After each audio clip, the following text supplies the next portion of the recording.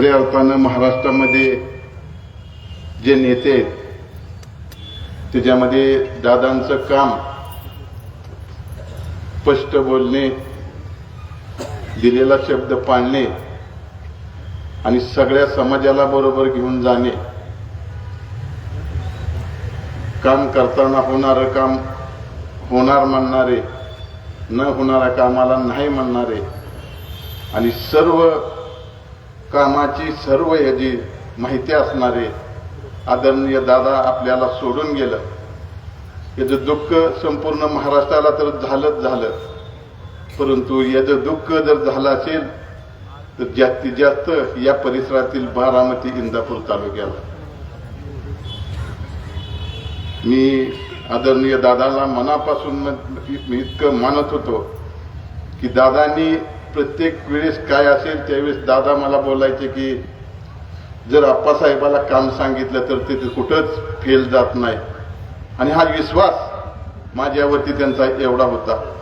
परवा आम्ही 8-10 दिवसापूर्वी दादांनी आम्हाला पुण्याला बोलवलं आणि त्या ठिकाणी बसल्यानंतर जे शब्द पवार साहेबाबद्दल सांगितलं गेल्या 8 दिवसामध्ये मी सभेमध्ये सांगत होतो की दादांच्या चेहऱ्याकडे पाहिल्यानंतर आम्हाला सुद्धा वाईट वाटलं आणि मी प्रत्येक सभेमध्ये सांगितलं. आणि आज दादा तुम्ही आम्हाला सोडून गेला त्यावेळेस आम्हाला किती वाईट वाटायचं. राजकारणामध्ये दादासारखा नेता होणं, कोण म्हणलं 25 वर्ष काय पुढच्या 10 पिढ्यात सुद्धा दादासारखा नेता या महाराष्ट्राला मिळणार नाही. खऱ्या अर्थानं आज प्रत्येकाच्या डोळ्यामध्ये, इथं बसणाऱ्याच्या डोळ्यामध्ये एक एक थेंब आल्याशिवाय तर राहणार नाही. अशा नेत्यांना आपण गमावलं. मामा भाऊ, शेवटी पवार साहेबांनी आपल्याला एकत्र आणलं, दादांनी एकत्र आणलं आणि भविष्य काळामध्ये सर्वांना आपल्याला या तालुक्याची जबाबदारी घ्यावी लागेल. तीच खऱ्या अर्थानं दादांना श्रद्धांजली होईल. पुन्हा एकदा मी माझ्या वतीनं, माझ्या कुटुंबाच्या वतीनं, जिजामाता शिक्षण प्रसारक मंडळाच्या वतीनं दादांना मनापासून म्हणजे श्रद्धांजली अर्पण करतो. शब्द बोलता येत नाहीत, फुटत नाहीत, पण श्रद्धांजली तरी दादांना देणं हे आहे. आल्यापासून मला जाणवतंय की दादाचा चेहरा जाणवतोय.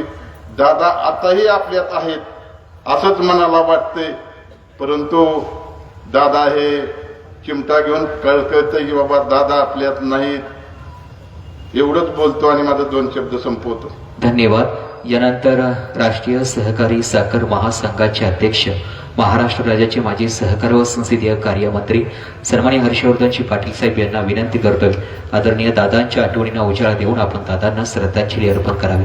सन्माननीय हर्षवर्धनजी पाटील साहेब. उपस्थित सर्व शोकाकुल बंधू भगिनींनो, दादांना श्रद्धांजली अर्पण करावी असा प्रसंग आपल्या सर्वांवर येईल असं कधी आपल्याला स्वप्नात सुद्धा वाटलं नाही. आणि आज दुर्दैवानं तो प्रसंग आपल्या सगळ्यांच्या समोर आलेला आहे.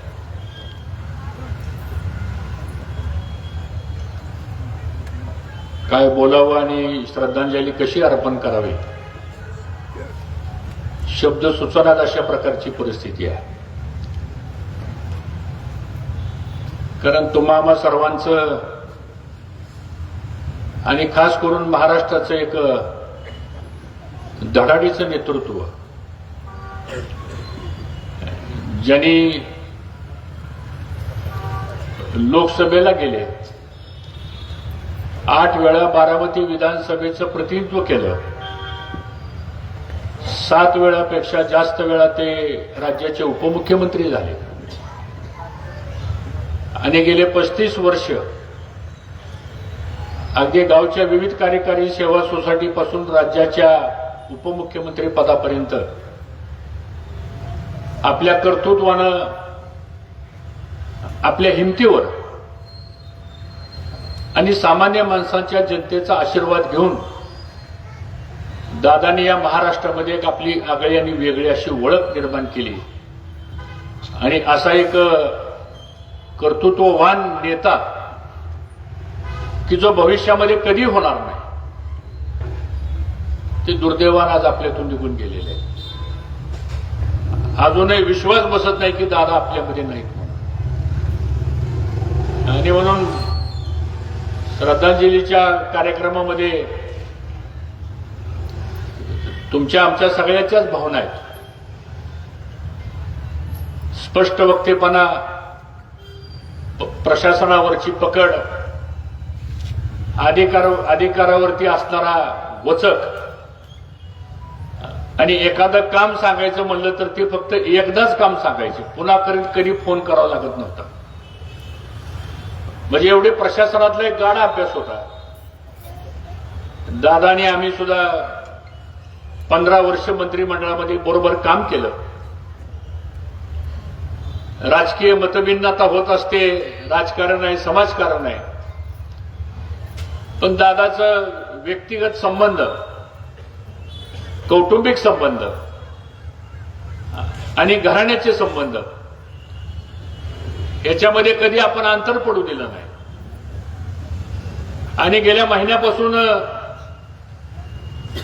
दादाचा स्वभाव थोडासा जरा वेगळा झाला होता, भावनिक झाला होता. कुठलीही गोष्ट ते हृदयाला स्पर्श करून बोलत होते आणि अनेकांशी बोलत होते ते. आणि त्यांनी ठरवलं होतं की आता आपण 60-62 वर्षाच्या पुढे गेलोय.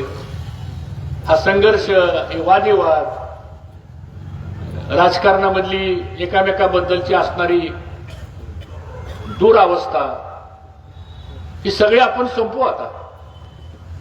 आणि म्हणून पवार साहेबांच्या बाबतीत सुद्धा त्यांना सातत्यानं वाटायचं की जे झालं ते चुकीचं झालं. आणि मग त्यातून गेल्या 1-2 महिन्यामध्ये दादा, आम्ही, मामा असे बऱ्याच वेळा एकत्र बसलो, चर्चा झाली आणि शेवटी आपल्याला एकत्र यावं लागेल ही भूमिका सातत्यानं दादा मांडत होते. बऱ्याचशा सभेमध्ये, बऱ्याचशा मुलाखतीमध्ये सुद्धा या गोष्टीचा त्यांनी उल्लेख केला. अगदी घटना 28ला दादांची घडली त्याच्या आदल्या दिवशी मला वाटतं, मामा तुमचा फोन झाला आणि तुमचा फोन ठेवला की मला फोन केला. 20 मिनिटं बोलले आणि पुन्हा 9:30 वाजता कॅबिनेटला जाताना परत एकदा मला फोन आला. म्हणले मामांना सांगा 28 तारखेला इंदापूरला सभा घेता येईल का, मला वेळ आहे. मी म्हणलं दादा आता आमच्या 2 दिवसाच्या बैठका ठरल्यात आणि मला म्हणले मी संध्याकाळी बारामतीला मुक्कामला येणार आहे. मग मी माहिती घेतली. एक मंत्रालयातली महत्वाची फाईल होती जी कॅबिनेट समोर आणायची होती आणि ते सेक्रेटरी फाईल घेऊन यायला उशीर झाला म्हणून दादा मुंबईमध्ये देवगिरी बंगल्यावर थांबले. नाहीतर गाडीने निघायचा त्यांचा प्रोग्राम ठरला होता. ते सेक्रेटरी काहीतरी 8:30 वाजता ती फाईल घेऊन आले, सही केली आणि ती फाईल मुख्यमंत्र्यांकडे पाठवली आणि ते म्हणाले की निघू आपण आता 9 वाजता. पुन्हा काहीतरी 2-3 फोन झाले आणि मग त्यांनी निर्णय बदलला आणि म्हणले सकाळच्या विमानानं आपण जाऊ. काय प्रकार घडला, अंगावर शहारे येतील अशा प्रकारचा घडला. आणि म्हणून आज दादांच्या अनेक आठवणी आहेत, ते सांगण्याचं हे व्यासपीठ आहे असं मला वाटत नाही. पण आता दादा गेले, सगळा महाराष्ट्र हळहळला. कालचे परवाचे वर्तमानपत्र जर बघितले, इंग्लिश चॅनल जर बघितले, टाइम्स ऑफ इंडिया पासून, इंडिया टुडे पासून, NDTV TV पासून जर सगळे जर बारकाईने आपण आकलन केलं तर ह्या देशातल्या कानाकोपऱ्यातल्या सामान्य माणसाला, नेत्यांना सुद्धा दादा ही नेतृत्व करणारी काय व्यक्ती होती याच्याबद्दलचा एक खूप मोठा दुःख या संदर्भामध्ये सगळ्यांना झालं. आता पुढची परिस्थिती आपल्याला सर्वच कार्यकर्त्यांना पदाधिकाऱ्यांना आपल्याला एकत्रितपणानं जावं लागणार आहे. ज्या माणसानं आयुष्यभर तुम्हा आम्हा सर्वांकरता काम केलं, ज्या माणसानं आयुष्यभर या देशामध्ये एकमेव नेता आहे की तो सकाळी 6 वाजता कामाला लागायचा. एखादा मजूर कामाला यायचा म्हणलं तर तो 10 वाजता येतो आणि टायमिंग संपलं की घरी निघून जातो. पण दादांसारखा एवढ्या मोठ्या पदावर असलेला माणूस सकाळी 6 वाजल्यापासून रात्रीच्या 11 वाजेपर्यंत सातत्यानं लोकांची कामं करणं, आणि म्हणून आज त्या माणसाचे उपकार कामाच्या रूपानं, प्रेमाच्या रूपानं, मैत्रीच्या रूपानं आज तुम्हा आम्हा सर्वांच्यावर आहेत. इथं अशी एकही व्यक्ती नाही की ज्याचा दादाचा परिचय नाही म्हणून. आज इथं अशी एकही काम करणारा कार्यकर्ता नाही की ज्याला दादांनी कुठं ना कुठेतरी मदत केलेली नाही. मग आता आपल्या सगळ्यांची जबाबदारी आहे की आपण सर्वांनी आता एकसंघपणानं दादांच्या पवार कुटुंबियांच्या पाठीमागे उभा राहणं, ताकदीनं उभा राहणं. येणाऱ्या भविष्य काळामध्ये काही जरी संकट आली, काही जरी झालं तरी मामा, आप्पासाहेब, आपण सगळेजण आज इथं उपस्थित आहात. आपल्याला या सगळ्या परिस्थितीतून मार्ग काढावा लागेल. कारण तुमचा, माझा किंवा कोणाचा प्रश्न नाही, पण ही सगळी बसलेली जी जनता आहे ती आज पुरकी झालेली आहे. ह्यांना कोणाचा आधार राहिलेला नाही. आता प्रत्येकाला वाटतंय की उद्या मला जर काय प्रश्न निर्माण झाला तर मी सांगायचं कुणाला, आणि म्हणून ती पोकळी सगळी भरून येणार नाही, पण काय अंश का होईना ती पोकळी भरून काढण्याचा प्रयत्न आपल्या सगळ्याला करावा लागेल. थोडं संयमानं, शांततेनं, धैर्यानं. एक अभूतपूर्व एक संकट आपल्यावर आलेलं आहे आणि मला असं वाटतं त्या संकटातून आपल्याला पुढे जायचंय. निश्चितपणानं या तालुक्यामध्ये बारामती तालुका असेल, पुणे जिल्हा असेल, पश्चिम महाराष्ट्र असेल, आणि जिथं जिथं राज्यामध्ये आपण काय करू शकतो आपापल्या कुवतीप्रमाणे, कॅपॅसिटीप्रमाणे, ते आपल्याला भविष्य काळामध्ये करावं लागेल. आणि आपली एकजूट आणि आपल्या सर्वांची एकत्रित ताकद आपण ठेवून येणाऱ्या पुढच्या सगळ्या राजकीय, सामाजिक ज्या लढाई होतील त्या लढाई आपण यशस्वीपणानं पार पाडू. हीच खरी श्रद्धांजली मला असं वाटतं दादांना होईल.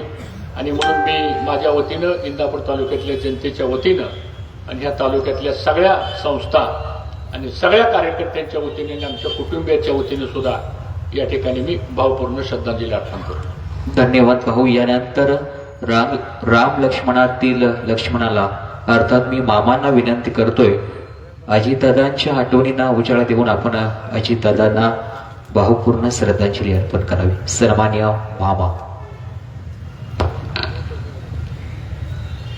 सर्व शोकाकुल बंधू आणि भगिनींनो,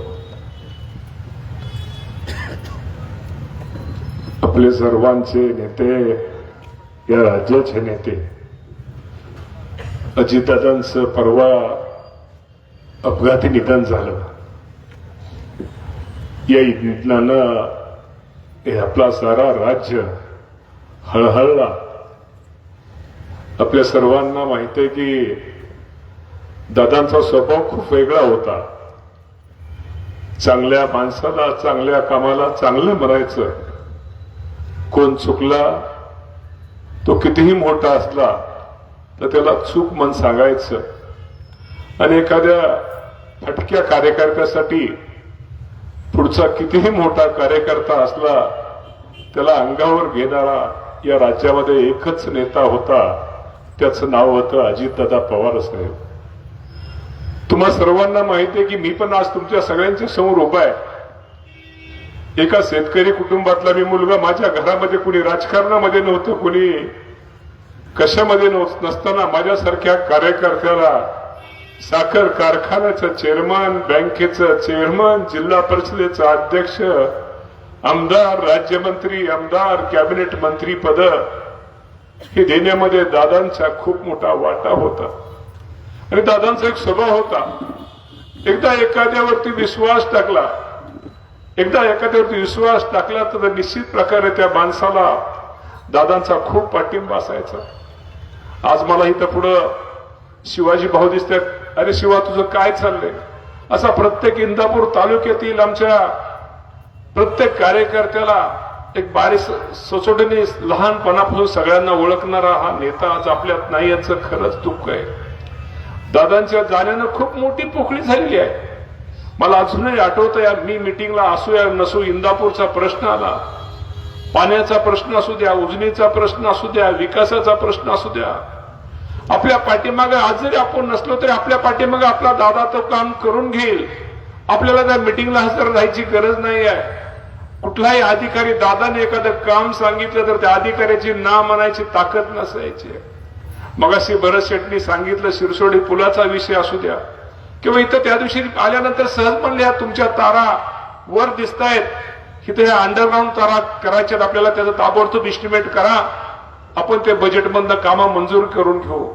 इंदापूर शहरासाठी काय करता येईल, ग्रामीण भागासाठी काय करता येईल, इतका बारकावा असणारा नेता आज आपल्यात राहिला नाही, ह्याचं दुःख निश्चित प्रकारे बंधून आपल्या सर्वांना आहे. आणि खरंच असा नेता होणं शक्य नाही आहे. आज आमच्यासारखा कार्यकर्ता दादाच्या समोर जाताना सुद्धा आम्ही किती जरी असलो तरी आमच्या डोक्यावली केस वाढलेत का, आमची नखं वाढलेत का, आम्ही दाढी केली का, आम्ही केस नीट विचारलेत का, इतकं बारकाईने बघणारा आणि ताबडतोब रोखोक सांगणारा असा हा नेता होता. कामाच्या बाबतीमध्ये तर तुम्हाला सांगतो, एक विजन असणारा, या शहरासाठी काय केलं पाहिजे, या राज्यासाठी काय केलं पाहिजे, बारामती बरोबर आपल्या इंदापूर शहरामध्ये काय करता येईल. मगाशी डॉक्टर साहेबांनी, तरंगे साहेबांनी सांगितलं ते क्रीडा संकुल बारामती आणि इंदापुरात शेवटच्या दिवशी दादाने ते क्रीडा संकुल देण्याचा दादाने आपल्या सगळ्यांना बाबांना प्रयत्न केला. शेवटी काही माणसं अशी असतात की खरंच काम करताना वेगळी, आणि त्याला कामाचा कधीही मोठेपणा किंवा मोठी कुठेतरी जाहिरात अशी कधीही दादांनी कधी हवाव केली नाही. कुटुंबाचा कधीही विचार केला नाही. रात्र दिवस हा माणूस आपल्या सगळ्यांसाठी झगडत राहिला. इंदापूरच्या मागच्या 8 दिवसापूर्वी 15 दिवसापूर्वी जंक्शनच्या एमआयडीसी मीटिंग मध्ये विषय कॅबिनेटला का आला नाही, हे खारगे नावाचे जे अधिकारी त्यांना स्पष्टपणे मीटिंग मध्ये विचारणारा तो दादा आज आपल्यात नाहीये. खारगेंनी उत्तर दिलं, झेडपीच्या आचारसंहिता तो विषय राहिलेला आहे, तो विषय लगेच करू. म्हणजे बारीक बारीक गोष्टीमध्ये दादाने आपल्या तालुक्याचा विचार केला. तालुक्यासाठी खूप काही गोष्टी आपल्याला नवीन दादांकडून खूप काही गोष्टी आणायच्या होत्या. दादाला एक विजन होतं, दादाला एक वेगळ्या प्रकारची दूरदृष्टी होती. आता सुद्धा कधी कधी भीती वाटते, कधी कधी मनाला वाटणार आहे कोण आपल्याला आपल्या तालुक्याच्या पाण्याच्या प्रश्नाच्यासाठी कोण आपल्याला जोरात मदत करेल, आपल्या पाठीमागे कोण आपल्याला पाठिंबा देईल, तालुक्याच्या विकासाच्या बाबतीमध्ये आपल्याला कोण पाठिंबा देईल. ठीक आहे, आपण मंत्री आहोत, आपण ते करू, परंतु हे करताना सुद्धा कुठेतरी पाठिंबा देणारा एक लहान भाऊ म्हणून मोठा भाऊ म्हणून लहान भावाला सांभाळून घेणारा हा दादा परत आपल्यात येईल का, हे सुद्धा कधी कधी मनाला भीती वाटते, मनाला एक मन घट्ट होतं. खरंच दादा, तुम्ही आमच्यासाठी खूप मोठे होता. आई वडिलांनंतर, चुलत्यानंतर माझ्यासारख्या नेत्याला दादासारखा माणूस एक मोठा, एक धाडसी निर्णय, धाडसी पाठिंबा देणारा नेता आज आपल्यामधनं निघून गेला. त्याचं दुःख नक्की माझ्यासारख्या कार्यकर्त्याला राहील, माझ्या मनामध्ये राहील. आणि बंधूंनो, खूप मोठी पोकळी दादांच्या जाण्यानं आपल्या भागाची, आपल्या सगळ्यांची झालेली आहे. पण निश्चित प्रकारे मी तुम्हाला एवढं सांगतो, आपण दादाने जो आपल्याला दिलेला आदर्श आहे, दादाने दिलेली जी शिकवण आहे, एक काम करण्याची पद्धत, स्पष्टपणे बोलण्याची पद्धत, खरं बोलण्याची पद्धत आणि काम करताना सर्वांना बरोबर घेऊन जाण्याची पद्धत आपण पुढे आयुष्यामध्ये सगळेजण बरोबर करून ठेवूया. भाऊ, आप्पासाहेब, डॉक्टर, सगळीच मंडळी, सगळ्यात सर्व पक्षीय मंडळी तर आज हजर आहेत. मी सगळ्यांना एवढं सांगतो की आपण पुढे काम करताना सगळ्यांना बरोबर घेऊन जो दादांचा दृष्टिकोन होता, जो दादांचा विकास दृष्टिकोन होता, तो पुढे नेण्यासाठी आपण सगळेजण प्रामाणिकपणे प्रयत्न करूया. निश्चित प्रकारे या अडचणीच्या काळामध्ये ज्या दादांच्या, पवार कुटुंबियाच्या पाठीमागे आपण सगळेजण पाठीमागे उभे राहा, ही आपल्या सगळ्यांना आज मी खात्री, आपल्या सगळ्यांच्या वतीनं पवार कुटुंबियांना खात्री देतो. आणि आज आपल्या सर्वांच्या आणि माझ्या लाडक्या नेत्याला, माझ्या मोठ्या भावाला मी बालपट श्रद्धांजली अर्पण करतो आणि थांबतो. धन्यवाद. धन्यवाद. आपणा सर्वांना विनंती आहे, तर जो दोन्ही हात वरती करून एक घोषणा द्या, अमर रहे, अमर रहे, अमर रहे, अमर रहे. अमर रहे, अमर रहे. धन्यवाद. धन्यवाद. खरं तर या